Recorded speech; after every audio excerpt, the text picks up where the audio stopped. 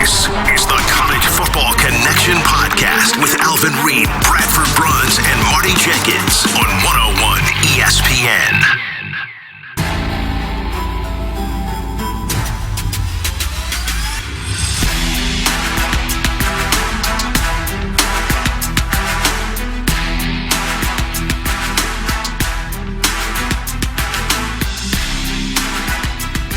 Yeah, we've been blitzing you with so many pucks as of late that you may have forgotten. Tonight marks the beginning of the showcase for those responsible for executing blitzes on the gridiron side of things. How's it going, everybody? Bradford Bruns, so pleased to be back with you on the 101 ESPN YouTube channel, plus 101ESPN.com, College Football Connection. Oh, yes, indeed. This evening, Green Bay, Wisconsin, for the first time ever, that is the site, that is the setting of the annual institution, that gala, the pomp and circumstance, everything associated with the NFL draft. We are going to be covering each and every angle that we can for you in the limited time afforded to us on this occasion. But of course, we also understand, especially in the metro region, the absolute gamut of options and critical games available to you. Look no farther than Enterprise Center downtown. Game number 3 between the Jets and the Blues looming. So, of course, if you want the latest information, the tidbits, the nuggets, what have you, pertaining to this critical showdown, Alex Ferrario and the gang, our friends on 101 ESPN, have you covered therein. By now, though, you understand our business, you understand our trade, and that is to shine the spotlight on the pigskin, that NFL draft. If you are tuning in today, if you are viewing us from perhaps mid-Missouri and maybe you are sporting the black and gold attire, why wouldn't you be? You're also pretty enthusiastic about your school's chances of, for the first time since 2011, perhaps hearing 2 different Tiger names announced in the first round. It has been more than a decade, more than 10 years have elapsed since Alden Smith and Blaine Gabbert, trailing closely on his heels, they heard their names announced, declared in that banner year of 2011. And the question that I pose on this edition of CFC is whether history is going to repeat itself this evening. And right now, it is a more than legitimate question to ponder, especially in light of the absolutely meteoric rise of one Armand Membou. Make no mistake about it, ladies and gentlemen, I don't envision a scenario in which Membou dips below number 8 overall tonight, and it is downright shocking to think about his trajectory, the way in which he has been able to trend in an upward manner since the Tigers season actually ended. He was great, don't get me wrong, as a junior, protecting that right side for Brady Cook, and he was instrumental in helping the Tigers nab another double-digit win campaign.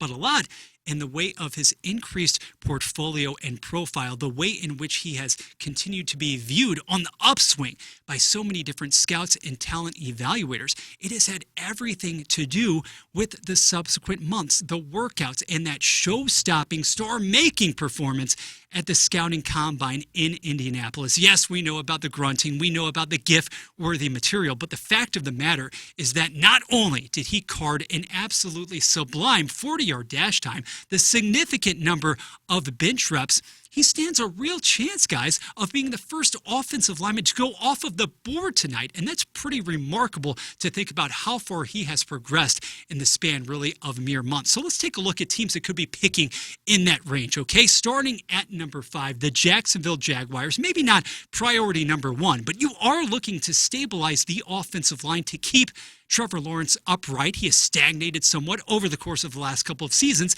and this offense certainly has really deteriorated a lot from the point at which just a couple of years ago you were going up against the Kansas City Chiefs in the playoffs. If not South FLA, however, what about the team that currently, I say currently, owns the number 6 overall selection? Subject to change, but how about the Raiders? We fully get that right now Geno Smith, He is a stopgap quarterback. He is a plug-it-in-there signal caller. But you would be kidding yourself if down the line you didn't think that the head coach entrenched there, Pete Carroll, wouldn't want to stabilize the right side of the line, shore that up, especially in the AFC West. Or the very next team, the number 7 overall pick, the New York Jets, for whom you always have persistent quarterback conundrums. Membou would make a ton of sense there as well, and I certainly don't see him lasting beyond the top 8 overall. He's just one of a couple of headliners, though, on whom we are keeping tabs this evening in Green Bay, because speaking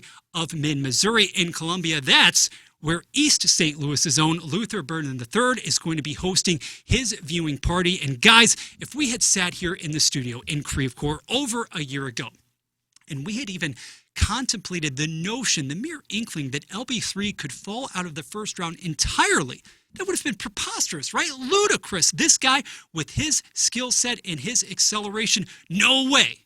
And yet right now, it very much appears to be on the table. I get it on one hand, even though, make no mistake about it, I'm not nearly in that camp. I still believe that Luther Burden, not only is he a first-round talent, he is a first-round playmaker, point blank, period. Scouts and evaluators have really been loving, and they've been enamored with the measurables that have been offered from other high-powered, high-octane members of this receiving class. I get the love for McMillan. I get the upside. I also get the cerebral quality that somebody like Egbuka from Ohio State offers. But I truly believe, at the end of the day, as much as this modern age of the NFL is predicated on big-bodied receivers who can go up, especially in the red zone, goal line territory, and high point the football, there is more than ample room for Luther Burden III to showcase his best traits of all. That would be the short area burst, quickness, and speed.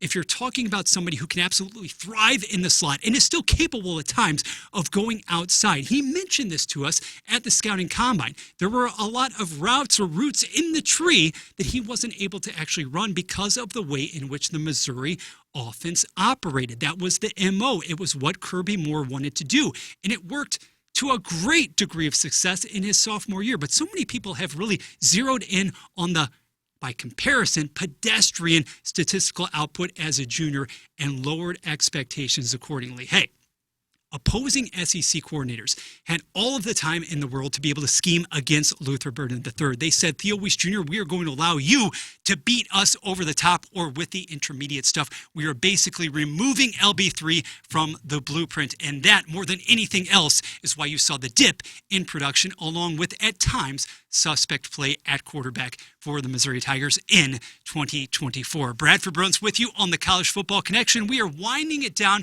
for this abbreviated edition. However, fear not, because we also know that tomorrow, Friday, at the end of business, literally Friday, it will be the conclusion of the spring transfer portal window. Next week, we are going to chronicle exactly who Missouri was able to land in that capacity. 3 names at present, including a Florida State transfer along the offensive line. Yes, you need some bodies up front if you are Eli Drinkwitz and company. And then a tight end, a very interesting one from Kansas, who could operate in tandem with Brett Norfleet at that position. Exciting stuff to come, but we are the most excited about who could be called this evening in Green Bay, Wisconsin. So later on during the course of the weekend, and definitely early next week, come on back to us. The